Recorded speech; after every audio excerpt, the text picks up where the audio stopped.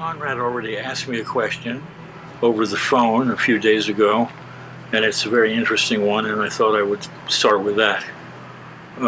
He wanted me to think about the way in which the irrational or the contra-rational is in a state of shifting its locus, you might say, from left to right at present. Of course, I knew what he meant immediately, so this is what I think. First of all, it has a long history. We have to start with the Romantics and their response to the rationalism of the Enlightenment. And in that response, already we find a left and a right. The right consists of Romantics who respond to the progressism and the perhaps you might even say the leftism of the Enlightenment by a move to the right, which consists of looking back to the Middle Ages, chivalry, the Roman Catholic Church, and what I call pastism. However, this is not the exclusive story. There's also almost immediately a left wing and an extreme left wing, if you like, of the Romantic response that includes people like Shelley. I mean, if you think about Shelley, has the polar opposite of these people. Not that he's deaf to the charms of medievalism. None of them are. No Romantic could ever be deaf to the charms of medievalism. But there's certainly already from the beginning a left and a right. And the idea which has been put forward in recent times by what I call the Whig historians, the smiley-faced liberals, and people like Isaiah Berlin, and Steven Pinker, for that matter, that being anti-Enlightenment means to be reactionary and right-wing, and that it was because of the irrationalism of Romanticism that we got the fascism of the 30s and 40s. This doesn't fly as a historical proposition or as a philosophy to live by, in my humble opinion. Yes, it's true that Nazism and other forms of fascism have been and were how to put it, cancers on Romanticism, but it doesn't mean that Romanticism itself got sick and died. And what happened after about 1950, of course, is that people began to see that a tremendously important baby was being thrown out with the bathwater of this tainted bathwater, Nazi-tainted bathwater of Romanticism, and that it had to be recuperated. And a process started by which the Romantic left came back into being. And of course, there were certain people never hesitated. I mean, like if you want to think of surrealism as part of the Romantic movement, they were always on the left. They stayed on the left, and they emerged from the horrors of the Second World War still on the left. So they deserve credit for that, even though they may have fallen into Leninist and Trotskyist pitfalls, from my position, pitfalls. They finally, as our friend Ron Sikorski says, they finally made it through to a logical connection between contra-rationalism, leftism, and anarchism. And there may be flaws in his thesis, but I'm essentially in agreement with it. And by the way, in his latest issue of the Oyster Catcher, there's a fascinating, did you see that, Jim? Fascinating interview with Ben Moria. Really, really interesting. Boy, I wish I knew that person. He talked about his relationships with Guy Debord, which that was fascinating. That he said that Debord was insensitive, in fact, even frightened by spirituality, which made a problem in the Situationist movement because Situationism itself existed because surrealism was, I think, looking over its shoulder all the time, or some phrase like that. surrealism was the elephant in the room for situationism, and in fact, that is the problem with situationism, and it's with De Boer being timid of the romantic contra-rational that led him to an exaggerated view. Not Van Eghem, however. Van Eghem overcame this, and he did that very excellent book on the Brethren of the Free Spirit, in which he came to terms with the spiritual and the contra-rational, and managed to meld that into situationism in a very satisfactory, well, not entirely satisfactory, but anyway, interesting way. And I have a feeling if I could sit in a room with Moria for a while, we could hash this out and arrive at an interesting synthesis. But in any case, to get back to the main point, the left has historically had a problem with with the fetishization of rationalism, and I would make this a criticism even of anarchism, that progress, science, the worship of science, the idea, the hatred of the spiritual because of its association with authoritarian religion and the authoritarian state, these have all been obstacles in the path of leftism that have accounted for its lack of imagination and its lack of true humanity, in my view. And it's something that needed to be overcome. And in the 60s, in the 70s and the 80s and so on, there was a process of overcoming what I call the cruel instrumentality of reason, which, by the way, is a phrase that I know that Adorno said the instrumentality of reason, but the cruel instrumentality of reason, I have not been able to track that down.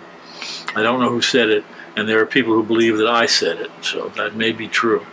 I don't know, but what I mean by that is that the Enlightenment itself has an incredibly cruel authoritarian aspect, whether of the left or the right, and it's something which I've always detested, and which has kept me all my life on the side of romanticism and the contra-rational and the critique of science. Is that precisely that element of cruelty, which, for example, I accuse the surrealists and their brand of leftism as being insensitive to the cruelty of reason. For example, fetishizing the Marquis de Sade has never made any sense to me from a surrealist point of view. I don't see why they did it, and I wouldn't. It's one of the reasons why I ultimately don't accept surrealism.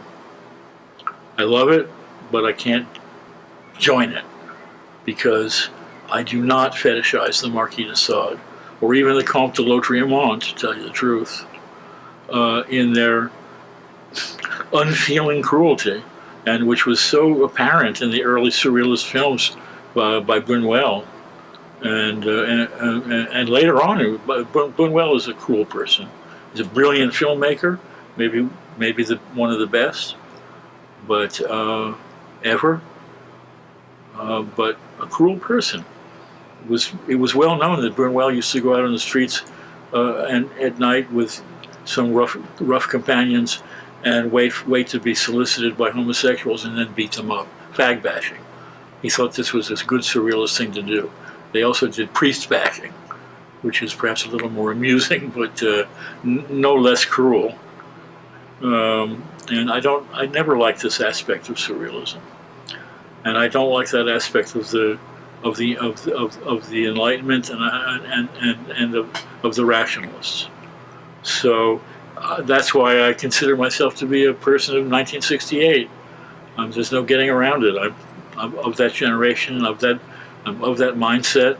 Peace and love is what I like, and somehow we have to theorize it in some way that it makes sense. And that was the goal. That was the goal, and the goal was the means was all power to the imagination. And I think that intellectually, we intellectually and on the level of theory, I believe that there was some success. I think that the post-situationists and some of the French theorists and some of the German theorists like Feyerabend and so forth actually succeeded in theorizing a new form of romanticism that took all of this dialectic, water under the bridge, into consideration. And now what's happening? And what's happening now is that the right seems to be appropriating the success of the theoretical left in implementing irrationalism and going back to the cancerous Nazi version, if you like, of romanticism, where they had been very rationalistic and scientistic, and where science seemed to be even a force on the reactionary right to a lot of people like me. Now they've taken up the torch, the tiki torch, of resistance to rationalism in the name of a kind of romantic contra-rationalism. And the other day I was having a conversation with somebody about, I hate to put his name on tape, Mr. Trump, and they were giving me the usual liberal Whig version of Trump as a fucking moron, which was actually said about him by one of his own people. And I said, fucking moron. Okay, interesting concept. Are you president? Did you get to be president of the United States? Do you think that a moron, or you think there's a Peter Sellers movie where a moron actually gets to be president of the United States? No. The guy is if anything, he's a fucking genius. And what kind of genius is he? He's a chaos magician. He works magic. He works image magic, like the chaos magicians. Does he know that he's doing it? I don't know. But I know that Steve Bannon knows he's doing it. And that's why Steve Bannon got on board with Trump and became one of his advisors. It's because that he's, and by the way, there's an interesting new book by a guy named Benjamin Teitelbaum called The War for Eternity, which is about Steve Bannon, René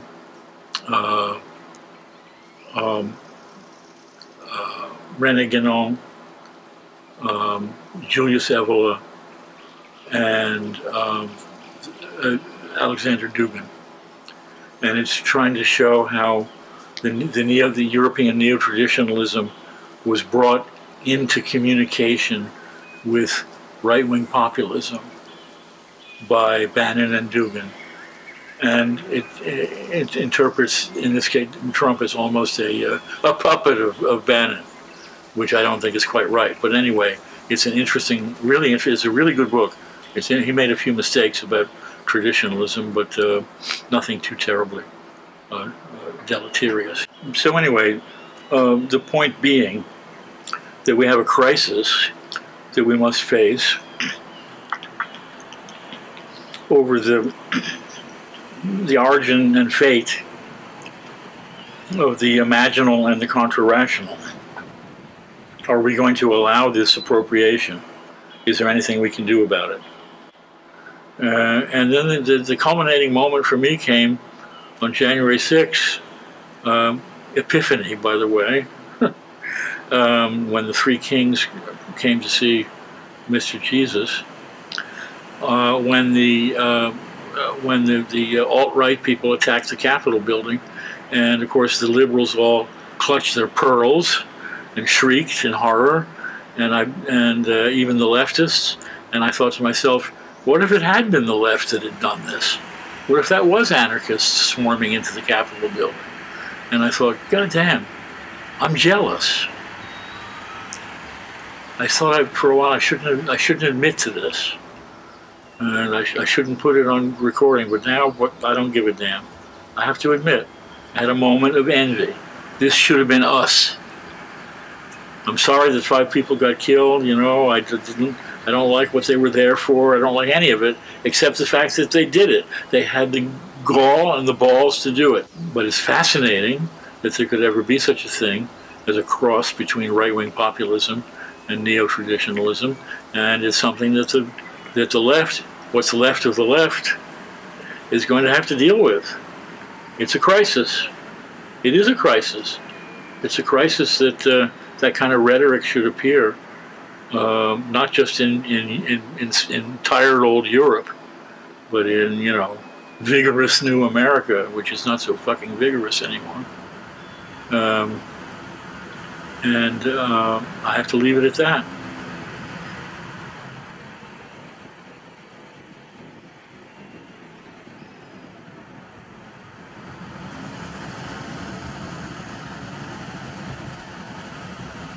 Agriculture seems to have been the big mistake.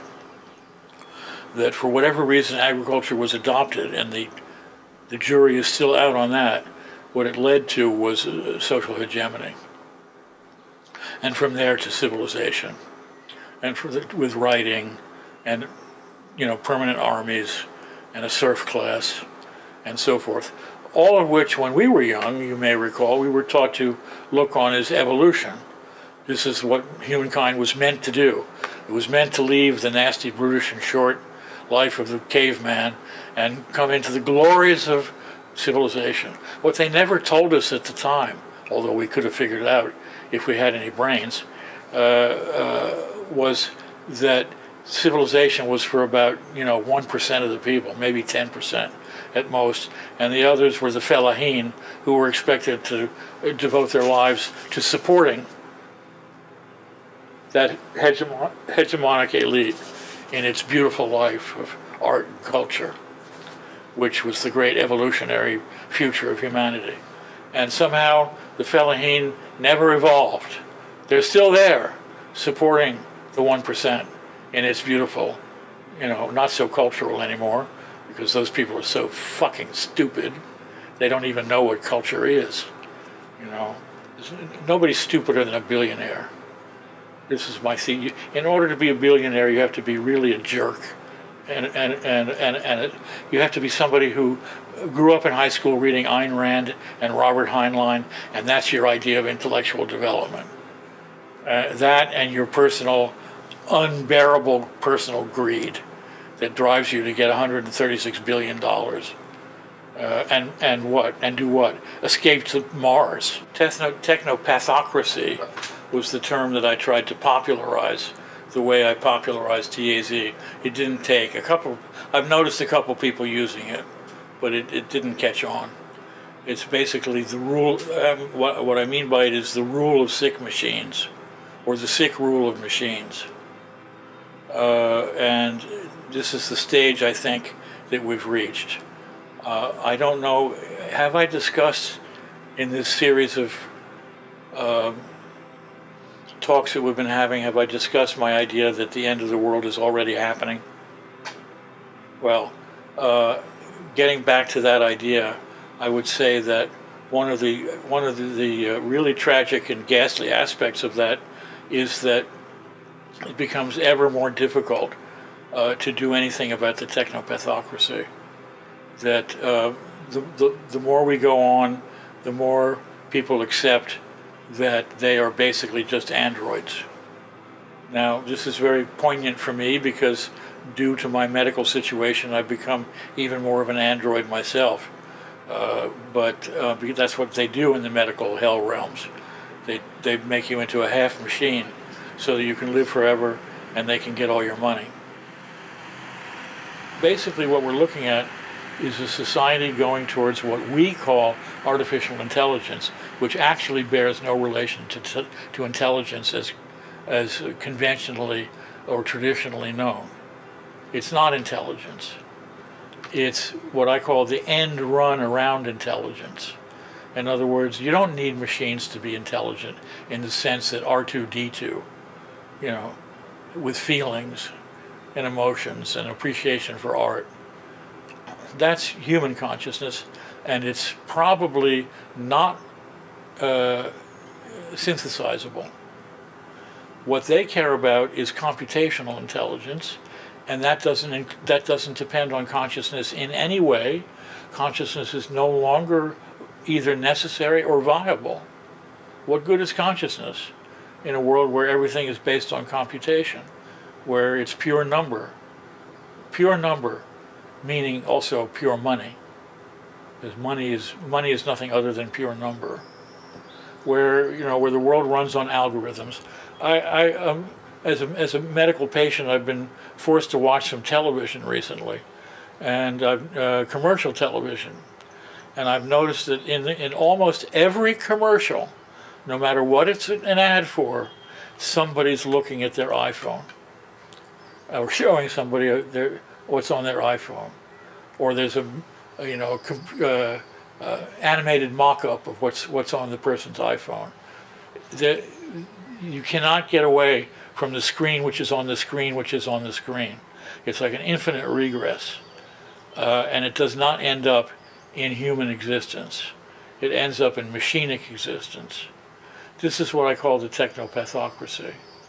This means that the true hegemony is no longer even human beings.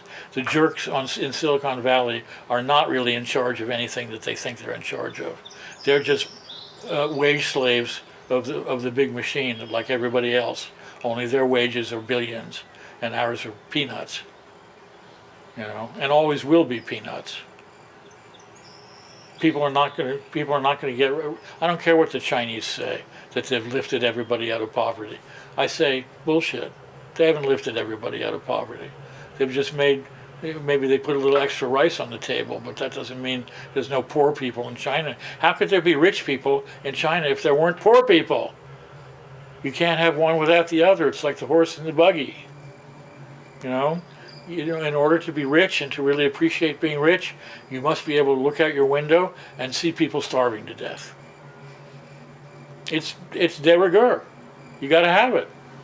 And we do have it. We do. Maybe not. Actually, there are people in America who starve to death.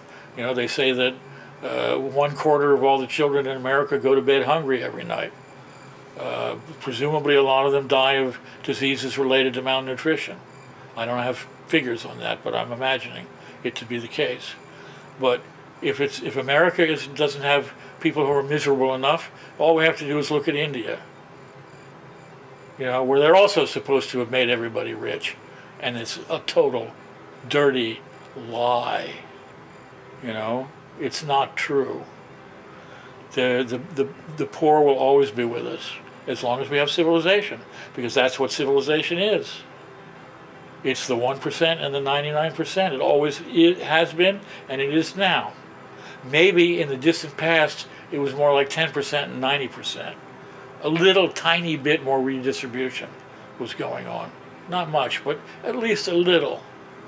The great economic anthropologist Karl Polanyi once said, I think he said it back in the 1940s, he said there were basically 3 economic systems in the world. One was the economy of the gift. That's the Paleolithic. Second is the economy of redistribution. That's civilization, where there's some trickle down. It's the shape of a pyramid, like an Egyptian pyramid, or a Mayan pyramid, or a Mesopotamian ziggurat. There is an actual top, middle, and bottom, and there is some redistribution of wealth throughout that system. Not much, but some. And Polanyi said the mystery was that the third stage, which is the end of redistribution, had not occurred yet, and he was wondering when it would occur. Well, if he had only lived another 30 years, he could have seen it. We have it now. Now the shape of the pyramid is a totally flat bottom and a sudden spire going up in the middle. And they actually build buildings like that. Architecture is always an infallible reflection of human consciousness on the social level. That's why I love architecture so much. All you have to do is look at a building and you can tell everything about the people who made it. You just analyze it like Freud would analyze a patient on the couch. And what we have now is spires. Look at Manhattan. Since after 9/11, it's all these incredible spire buildings in Midtown with one large apartment on each floor. And does anybody live in them? Well, that's not important. They're sold to Russian oligarchs and Chinese gangsters who never show up. It's what John le Carre called dark real estate, which I think is a very good phrase. Deserves to be more widespread. That's Manhattan for you. And that architecture is an absolute, and London is the same. You look at London, the Spire in London, you know, that's what they're building because that's what's in their brain, because that's where humanity is at. Simple as that. Consciousness is both what makes us human, and it's also what causes the human crisis. Right from the start, consciousness poses a problem. What is the start? Is the start actually pre-Homo sapiens? Does consciousness start with Australopithecine? It's certainly the Neanderthals are conscious. I have no doubt about that. In our sense of the word, they're conscious. They might not have language in quite the same sense that we do, but they certainly have consciousness. If it starts with Cro-Magnon, human, in other words, Homo sapiens sapiens, so self-called, then it must be, in my mind, pretty much coextensive with language. It's language itself which begins the dialectic of consciousness. It starts as awareness, and then Terence McKenna said the monkey ate a mushroom. Something happened to cause a shift, and that led to the emergence, I would say, or not development, but the emergence of language. So language is both the means by which we communicate and the means by which we fail to communicate, as is so well known to so many people who try to talk to other people. It doesn't usually work, or at least not completely. You're lucky if anything gets through. Real communication seems to take place on another level altogether. Maybe looking deep into somebody's eyes or something. Who the hell knows? It's usually not about language. So right away with language we have a problem right from the start. Is it communicating, or is it in fact the opposite? Is it not communicating? Is it alienating? Now, flash forward a million years or so, and we get writing. Now that's a real problem. They say that when Hermes Thoth invented writing, he went to Ammon Zeus and said, "Look, Father, what I have invented. I call it writing. Now humanity will never need to forget anything ever again. Isn't it great?" And Zeus says, "On the contrary, my son, now they will forget everything." And that's what writing turned out to be, an abyss of forgetfulness, a loss of communication altogether. It was supposed to be the magic means of communication, and in fact it was magic. It was based on magic. It was that you made these marks on a piece of paper, and you sent somebody to the neighborhood kingdom, and the scribe of the neighboring king was able to decipher that and to say what you were thinking to the other king. It's a miracle, So writing begins as a form of magic. It's meant to control reality through communication, through symbolic communication.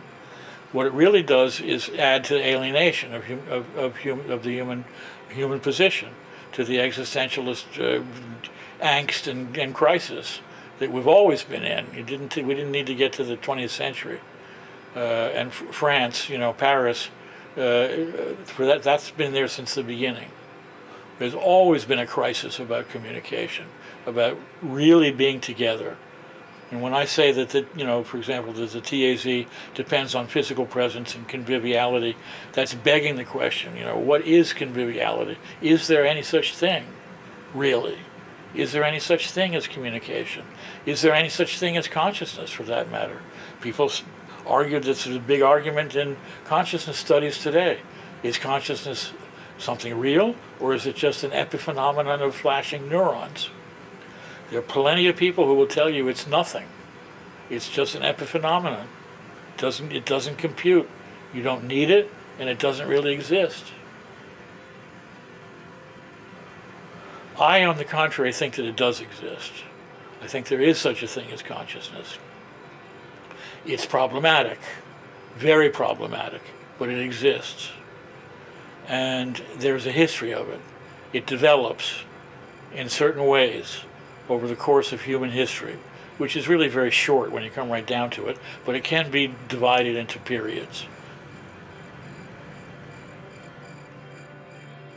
You can hypothesize that those Paleolithic people lived a tribal existence without hegemony, or without exaggerated hegemony.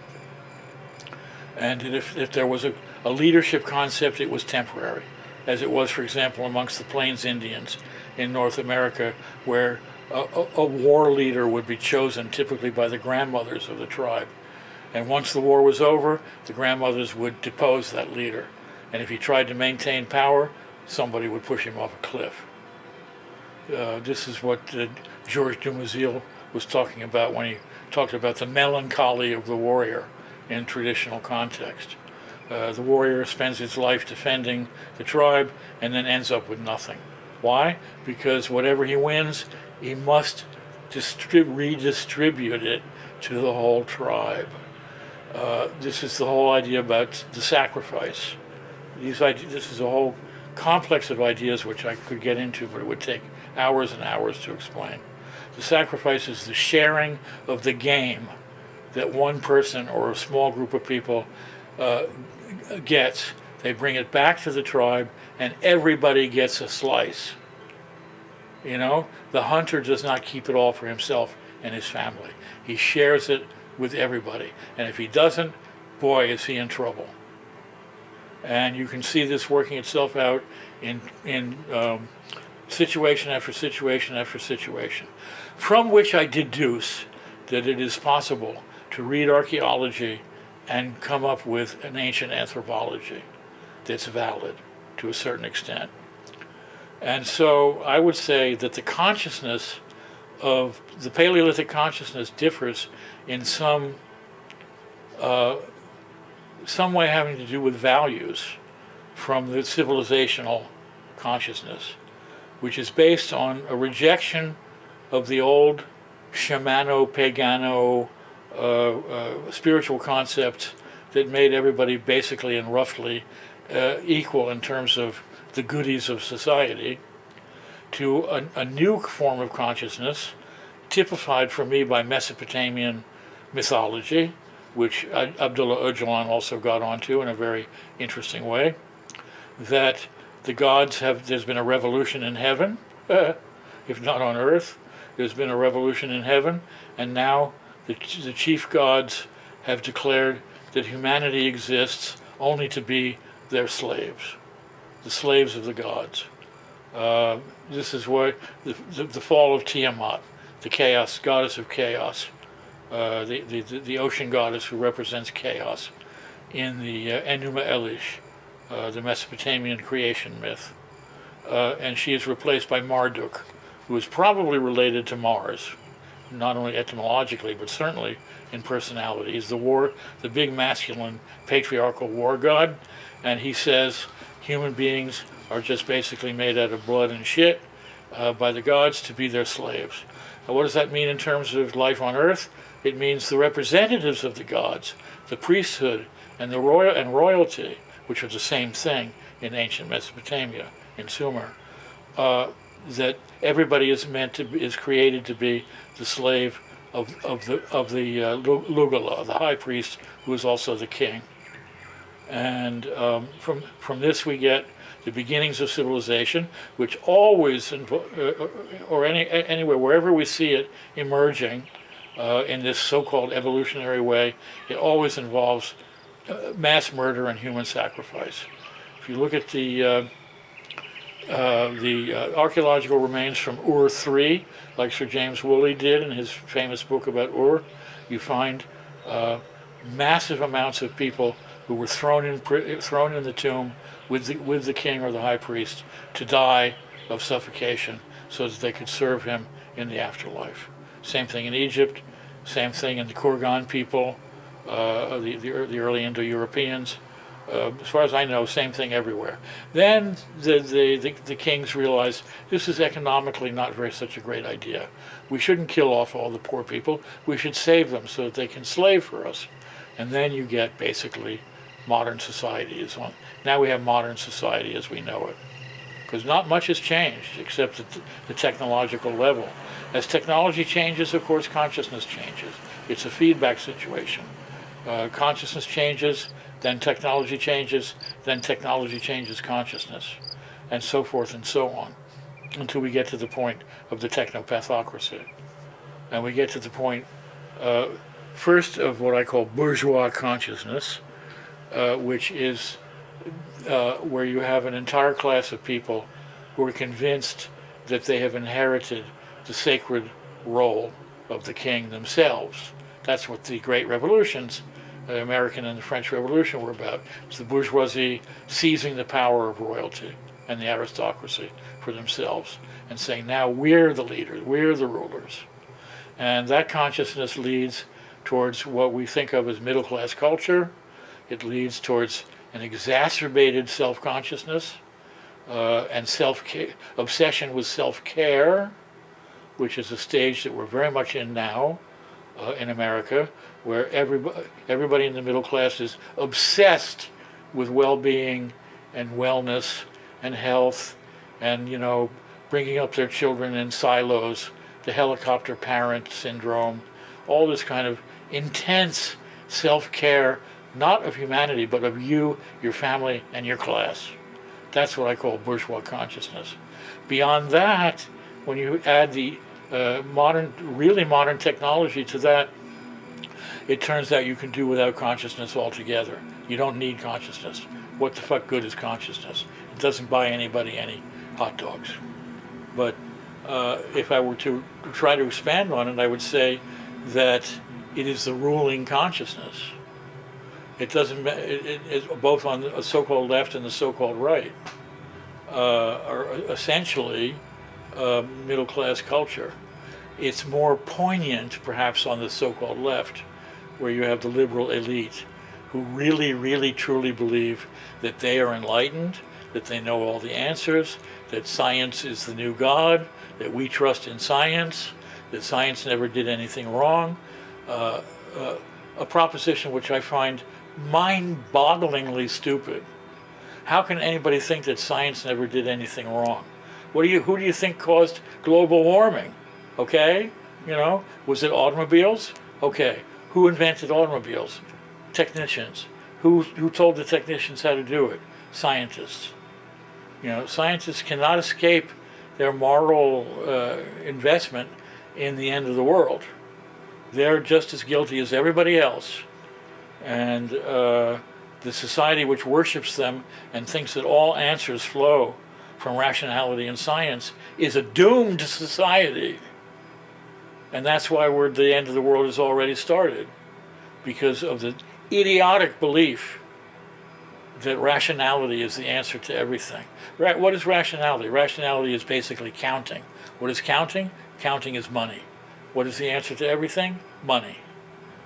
The answer to every question is always money.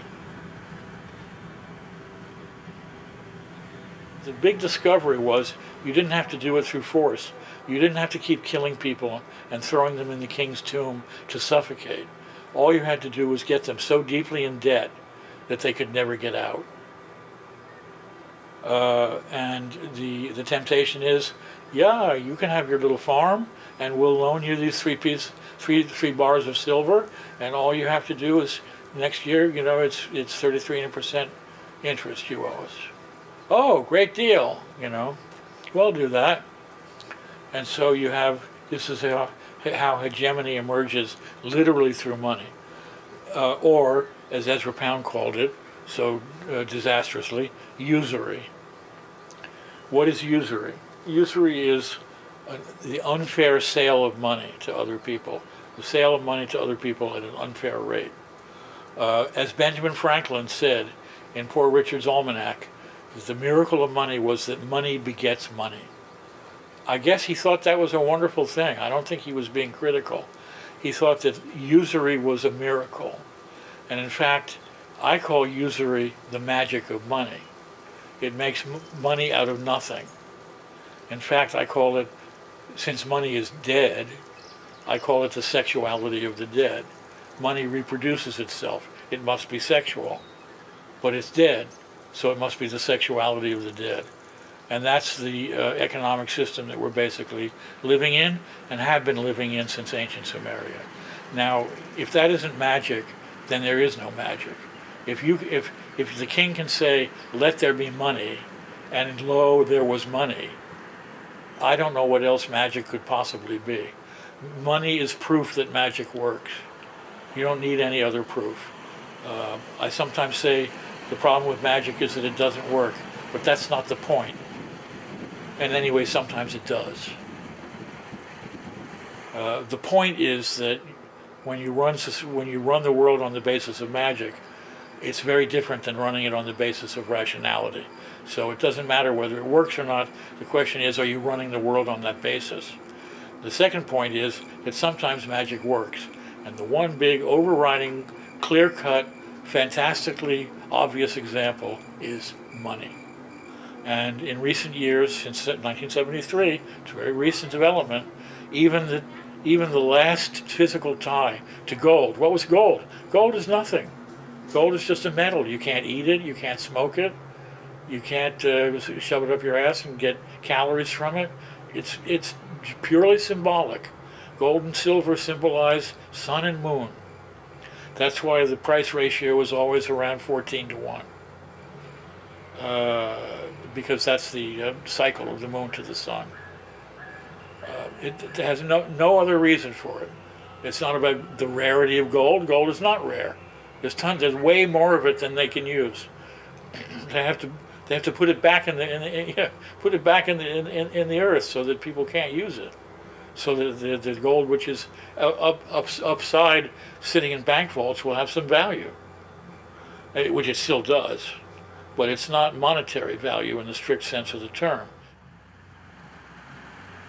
And I came to the conclusion, from my sort of sociological embeddedness, that I would say that human beings are justified in doing absolutely anything to get free of that fate. Crime, war, you name it. It's all justified to escape really what work is. Obviously I'm not talking about my work, my writing, my art, whatever, which is a bit of a joke anyway because I never make any money at it. But I'm talking about work as the malignant fate of the wage slave. After the Civil War, there was talk amongst the radicals in America, well, we got rid of chattel slavery, now we must get rid of the other great evil of the North, primarily, wage slavery. And that didn't happen. And it's now totally forgotten. People now think that it's natural to get a wage. Well, it is the alienation of labor through the wage. That's what it is. That's what the wage does. It separates you from the reality of anything that you might be doing that might offer you some human dignity and sustenance. So that was my big lesson that I learned. It wasn't pleasant, but I learned it. And I've kept it in mind all my life that bourgeois existence is not normal. It's not natural for most people. Most people are working shit jobs, and they're wasting their lives. If they had anything to offer life, they're wasting it. And I consider that to be the big sin of our society, of capitalist society. From there on, we can build a whole intellectual framework about capitalism and what it does, and alienation.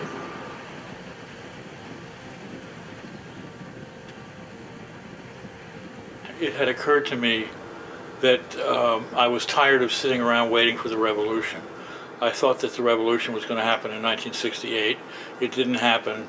I left America in disgust, and when I came back, there was no sign that it was any closer to happening. I mean, we could all believe in the revolution in some kind of existentialist way, but it clearly wasn't on the boards. And so my question to myself was, how do you get the experience of living in a liberated situation without a revolution? Is it possible? And I came up with the idea of the temporary autonomous zone, by which I meant that naturally and to a certain extent by design, it was possible to find oneself in a situation where there was no authority telling you what to do. And this could be anything from a simple dinner party or even a love affair, up to and including a whole city trying to become a utopia. Larger than that, the examples are rare. The difference between what I was talking about and what had existed in history before was I wanted the TAZ to be conscious of itself as temporary and not put false dreams into the idea that it was going to last forever and that it was going to be the precursor of the revolution. Whatever you could get, that's gravy in the way of freedom. Whatever you could experience in your lifetime of liberation, however you would like to define it, that was all to the best. And if it was just one evening spent with your friends when nobody was ordering anybody around or pulling any authoritarian routines or insisting that they knew what was good for everybody else in the room, then that was a TAZ and it was fine. And that's why people like dinner parties.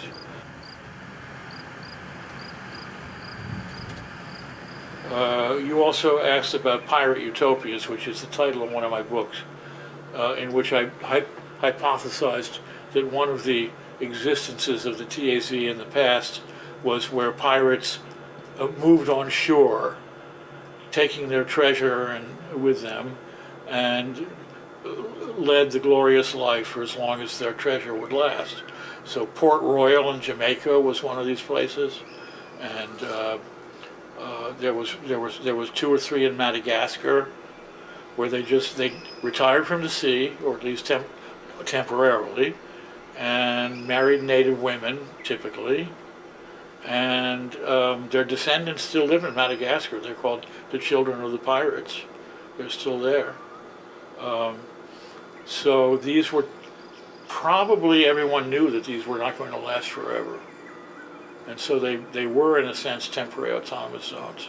If you read Daniel Defoe's History of the Pirates about Captain Mission in Madagascar and his comrades, he presents them as ideological utopians, not just as wacky pirates, but people who were against slavery, who had mixed race crews, who believed in a society without law, and so forth and so on. Did Captain Mission really exist? That's another question. We won't get into that. But there certainly was something on Madagascar. It was pretty much like what Defoe was thinking about, and elsewhere as well. So my point is that all through history, this phenomenon has existed, whether consciously or unconsciously, and it has always been an actual physical place or event.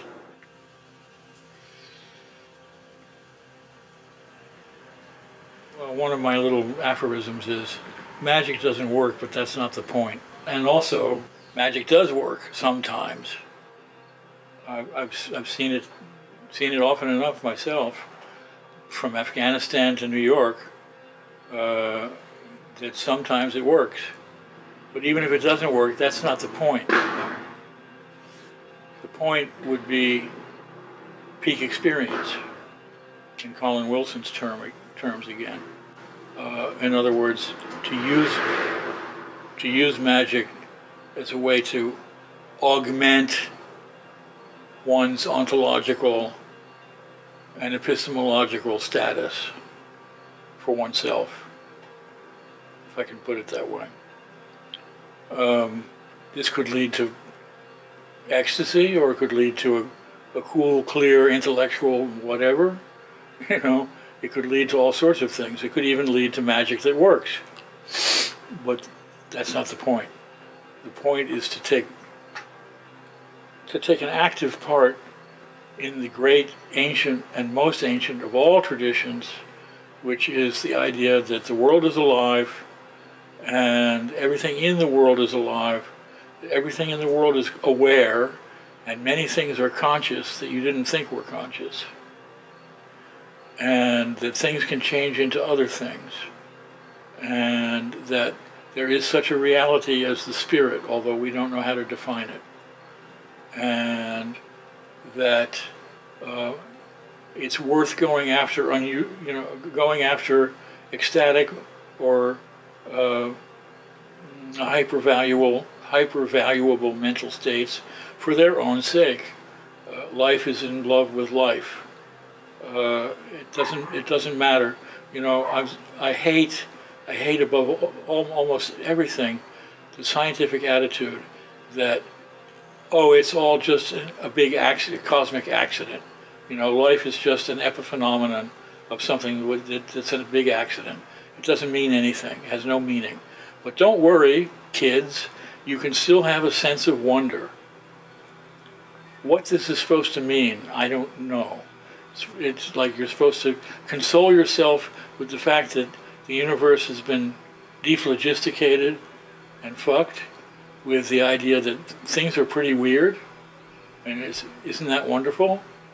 It's not enough for me. I'm sorry. I can't get on that bargain basement wagon. For me, there's got to be some hope of a miracle, or else it's not worth doing. So that would be my politics of magic, is that there is always a politics of magic. There has been right from the beginning of consciousness itself, and there is now. Despite all the vicissitudes, despite all the collapses, despite even the end of the world, there is such a thing. And it doesn't matter whether you can change lead into gold, or whether you can influence the judge in your court case, or whatever. That's not the point. The point is, are you living a life that's more than just crap? The end of the world is not coming. It's already been here for a number of years. We are going through the end of the world already. And it's going to be a long, drawn-out situation, and in fact, it may never come to an end, paradoxically.